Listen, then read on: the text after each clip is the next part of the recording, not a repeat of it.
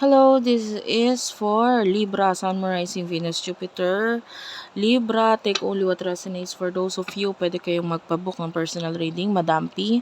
Yan yung aming Facebook page. Pumunta ka na lang dyan. If you want, doon na lang sa aking friend. Kung gusto mo siyang itry. Jing Tarot Reader. Let's start. What do we have here for the sign of Libra, Sun, Rising, Venus, Jupiter, Libra?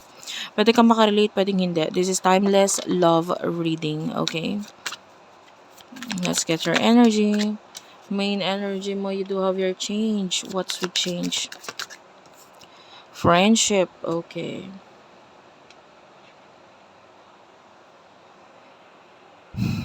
Okay. So, nakikita natin merong mga dahilan ngayon kung bakit nagkakaroon ng changes sa iyo pagdating sa iyong maybe choice of friends or maybe pagdating sa mga kaibigan mo literal or maybe nagkakaroon ng trust issues sa iyo like hindi ka na basta-basta nagtitiwala or hindi ka na basta-basta kung paano pumili ng kaibigan. Na like maybe in the past you are too caring, too giving. Libras are like that people pleaser, no, na to the time, there are times na talaga na to the point na dumadating na ikaw ang nauuto, ikaw ang na nagagamit because of you too much giving to other people. And ngayon, nagkaroon ka ng mga naging matapang ka na ngayon kasi sa mga naging experiences mo with regards to these people, natuto ka ng mamili ng kaibigan or ng mga taong pahihintulutan mo sa buhay mo, which is good. Okay? Person nakakonect mo, sino to? Spirit guides, angel guides, please tell me main energy na person nakakonect ni Libra. You do have your abundance, fear, and perseverance. Okay? This person, honestly sabihin na natin, gusto niya magkaroon ng pera. The problem with this person is meron siya mga fear. Well, in astrology, guys, Libra is the sign na may kinalaman or they rule business. Kasi kaya mo na makipag one-on-one partnership sa ibang tao. Kasi alam mo kung paano pakikisalamuhan,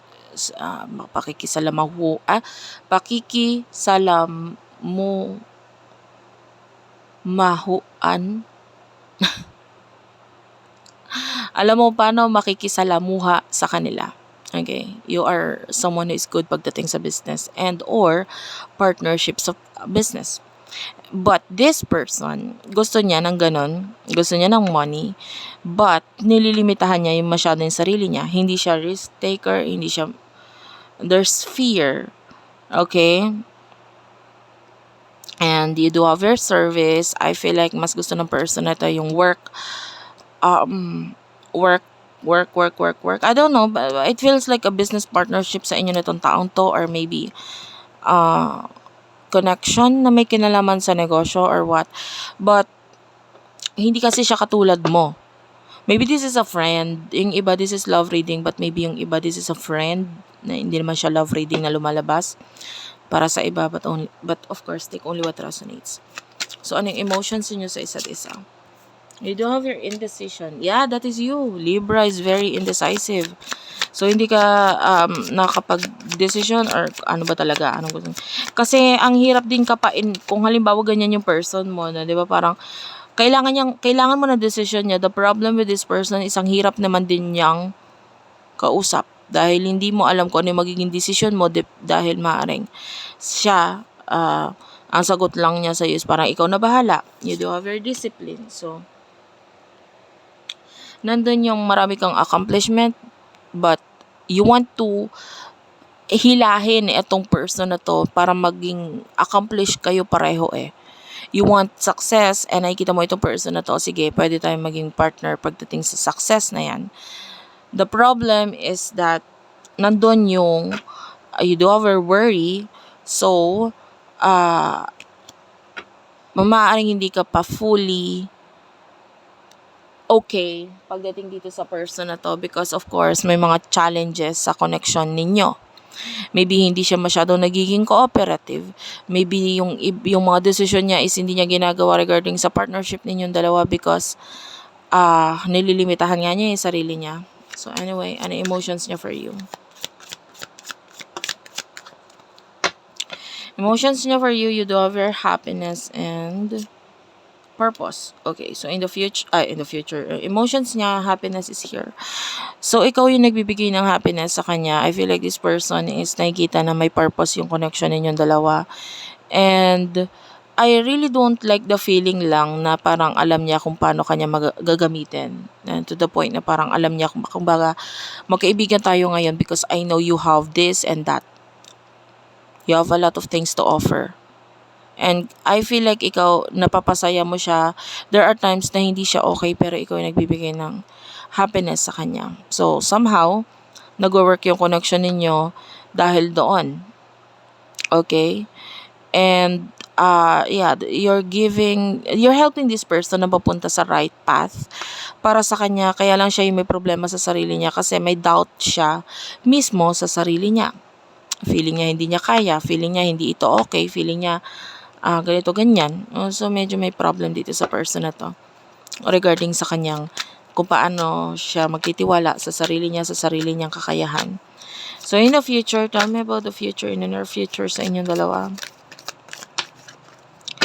As you can see dito sa part mo or sa side mo, there's a lot of purple, blue colors, no? That is representing the color na may kinalaman sa communication. I mean, I can see the blue, so that has something to do with communication.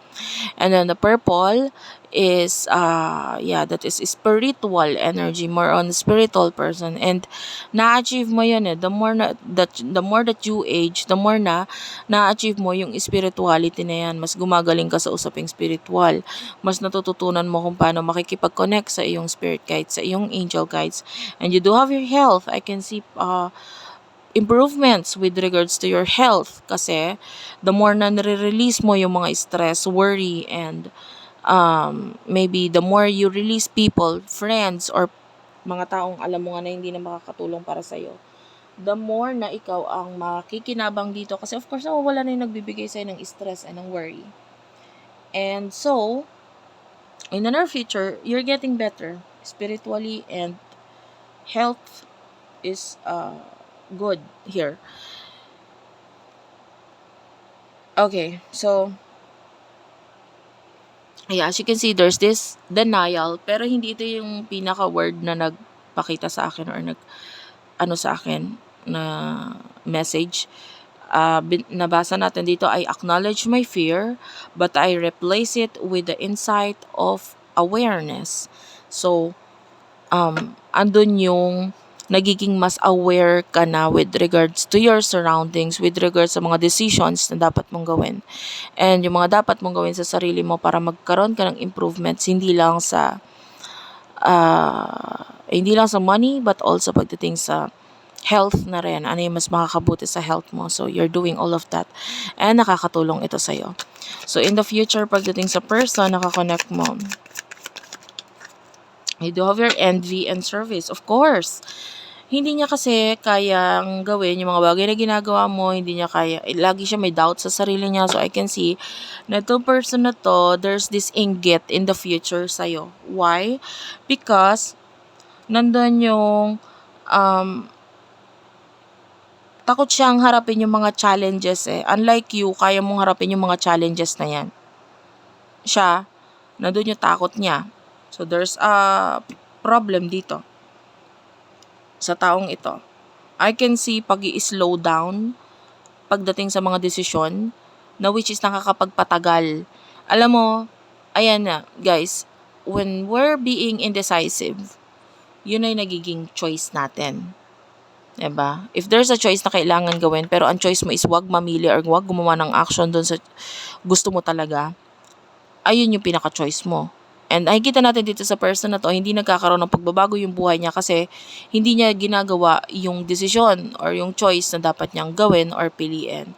And I feel like nandun yung inggit or hindi siya okay, pero ayaw naman niyang gawin yung dapat niyang actions. Hindi naman kasi pwedeng lahat isusubo eh. 'Di ba? Kailangan gumawa din siya ng paraan para ma-achieve yung success sa buhay niya. Malaki na yung tulong mo, pero I feel like dapat tulungan niya rin ang sarili niya. So that's it for now. Thank you for watching. I love you all and bye-bye.